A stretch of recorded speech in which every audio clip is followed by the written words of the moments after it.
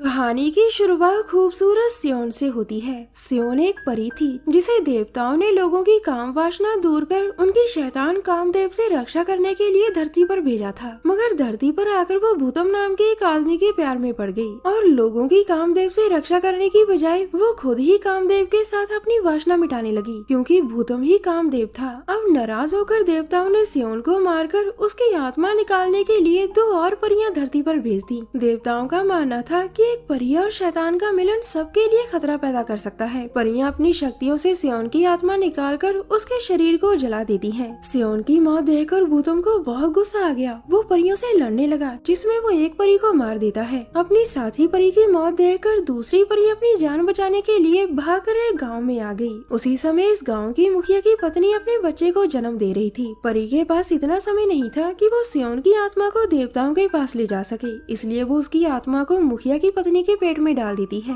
कुछ ही देर बाद मुखिया के घर एक बेटी का जन्म होता है, जिस पर सियोन की आत्मा डालने के कारण एक बर्थ मार्क बन गया था। उधर अपनी प्रेमिका की मौत से भूतम अपने आप ही से बाहर हो चुका था। उसके गुस्से से पूरे गांव के लोगों की काम वासना जाग गई थी। सभी लोग बिना कुछ देखे एक दूसरे के ऊपर नीचे होने लगे थे। भूतम को शांत करने के लिए गाँव वालों ने अपनी मर्जी से उसे एक कुंवारी लड़की भेंट करने का वादा कर दिया, जिसके बाद ये प्रथा हर साल निभाई जाने लगी। भूतम गाँव से दूर एक गुफा में रहता था, जहाँ गांव वाले हर साल एक कुंवारी लड़की को डोली में बिठाकर छोड़ जाते थे, ताकि भूतम की हवस शांत रहे और वो सियोन को याद कर फिर से गुस्सा ना हो। इसी बीच डोली लाने वाले भी लड़की के साथ बारी बारी मजे करते थे, क्योंकि अब वो बेचारी चाहकर भी कुछ नहीं कर सकती थी। भूतम कुंवारी लड़की को अपनी गुफा में ले जाकर दबाकर उसके साथ अपनी हवस मिटाता और फिर वो उसे अपनी रखेल बनाकर अपने पास ही रख लेता था। भूतम के साथ एक औरत भी रहती थी, जो अपनी शक्तियों का इस्तेमाल कर भूतम के जख्मों का इलाज किया करती थी। इस औरत का नाम मिंग था।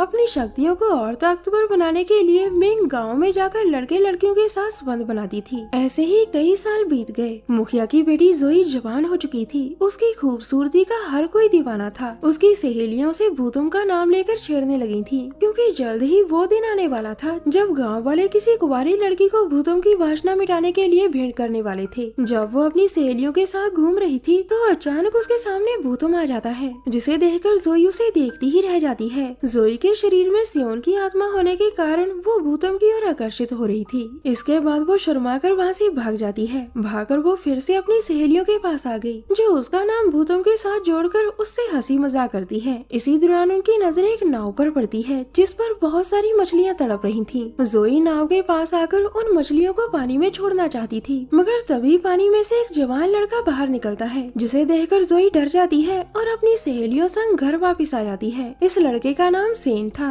जो अपनी बहन के साथ मछलियाँ पकड़ रहा था। कुछ देर बाद रात हो गई थी। आज सभी गांव वाले इकट्ठे होकर फैसला कर रहे थे कि भूतों के पास कौन सी लड़की भेजी जाए। लड़कियों के माँ बाप पर्चियों के जरिए एक लड़की चुनते हैं। इस बार भूतों के पास जाने की बारी मुखिया की बेटी जोई की थी। जोई का नाम देखकर उसकी माँ बहुत दुखी होती है। वो अपने पति से गुहार लगाने लगती है कि तुम तो इस गाँव के मुखिया हो, तुम हमारी बेटी की जगह किसी और को भेज दो। पर मुखिया उसकी बात मानने से इनकार कर देता है। उसका कहना था कि नियम तो नियम है, जो कभी नहीं तोड़े जा सकते। अगले दिन सेन अपनी बहन मीना के साथ नदी किनारे खेल रहा था। तभी उनकी नजर एक झाड़ी पर पड़ती है, जो जोर जोर से हिल रही थी। जैसे ही वो दोनों झाड़ी के करीब जाकर देखते हैं तो वहाँ उन्हें उन्हीं के बड़े भैया भाभी प्यार करते नजर आते हैं, जिन्हें देखकर वो दोनों फिर से खेलने लगे थे। सेन के भैया भाभी में जरा सी भी शर्म नहीं थी। वो दोनों कभी भी किसी के सामने भी कपड़े उतार कर शुरू हो जाते थे। दूसरी तरफ जोई एक लोहार के पास आकर अपनी चाकू की धार लगवा रही थी। तभी सेन उसे देखकर उसके पास आकर उससे बात करने की कोशिश करता है, लेकिन जोई कुछ नहीं बोलती और अपना चाकू लेकर चुपचाप वहाँ से चली जाती है, क्योंकि भूतों के पास जाने के कारण वो अंदर से काफी डरी हुई थी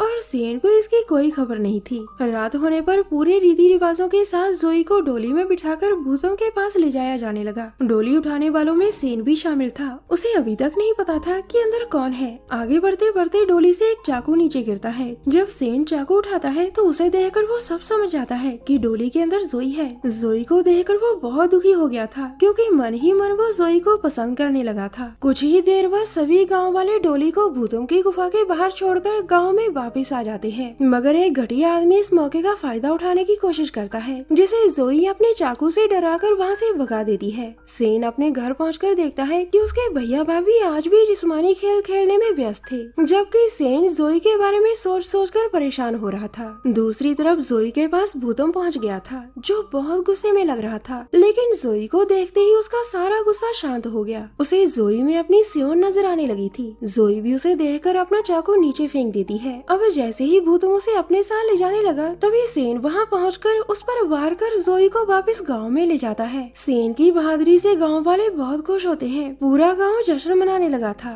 जोई भी सेन की बहादुरी देखकर उससे प्यार करने लगी थी। दूसरी तरफ मिंग भूतम का इलाज करना शुरू कर देती है, क्योंकि सेन के वार से वो काफी जख्मी हो गया था। भूतम मिंग को बताता है कि आज वाली लड़की मुझे बिल्कुल सियोन जैसी लगी, जिस पर मिंग उसे समझाने लगी कि सियोन मर चुकी है, वो कभी वापस नहीं आ सकती। मिंग आगे कहती है कि मेरी शक्तियाँ कमजोर होने लगी हैं। तुम्हें पूरी तरह ठीक करने के लिए मुझे गाँव में जाकर लड़के लड़कियों से प्यार कर अपनी शक्तियों को बढ़ाना पड़ेगा। अगले दिन जब सेन अपनी बहन और जोई के साथ मछलियाँ पकड़ने आता है, तो उन्हें नदी में बेहोश मिंग नजर आती है। ये तीनों नहीं जानते थे कि मिंग भूतम के साथ रहती है। ये तो बस उसे आम इंसान समझकर अपने घर ले आते हैं ताकि उसकी मदद कर सके। उसी रात मिंग पहले सेन की भाभी के साथ और फिर भाभी के साथ साथ उसके भैया के साथ भी वासना का खेल खेलती है। पूरी रात जिस्मानी खेल खेलने के कारण उसकी शक्तियाँ फिर से ताकतवर हो चुकी थी। कुछ देर बाद वो जोई और मीना के साथ नदी में मछलियाँ पकड़ने आती है, जहाँ उसकी नजर जोई के बर्थ मार्क पर पड़ जाती है, जिसे देखकर वो सब समझ गई थी। अब वो जोई को एक हेयर पिन देकर वापस भूतम के पास आती है, जहाँ आकर वो उसे बताती है कि आज मैं उसी लड़की से मिली जिससे कल तुम मिले थे। उसका नाम जोई है। उसके अंदर तुम्हारी सियोन की आत्मा है, इसीलिए तुम्हें उसमें सियोन नजर आ रही थी। वो आगे कहती है कि अगर जोई और सेन का जिस्मानी मिलन हो गया तो तुम पूरी तरह से खत्म हो जाओगे। उसी रात को भूतम गुस्से में फिर से गाँव पर हमला कर देता है, जिससे गाँव के इंसानों के साथ साथ जानवरों की भी काम वासना जाग चुकी थी। ये देख सेन अपनी बहन और जोई को लेकर इन सब से बचकर जंगल की ओर भागने लगा। इसी बीच भूतम सेन की भाभी को अपनी गुफा में लाकर पेलने लगा था, जिसके वो भी मजे ले रही थी। उधर जंगल में सेन, मीना और जोई एक साधु के पास पहुंच गए थे। साधु जोई को देखकर कहता है कि तुम भूतम को मार सकती हो, मगर तुम्हें और ताकतवर बनने के लिए किसी कुंवारे लड़के के साथ जिस्मानी खेल खेलना पड़ेगा। ये सुनते ही सेन और जोई एक कोने में जाकर शुरू हो जाते हैं,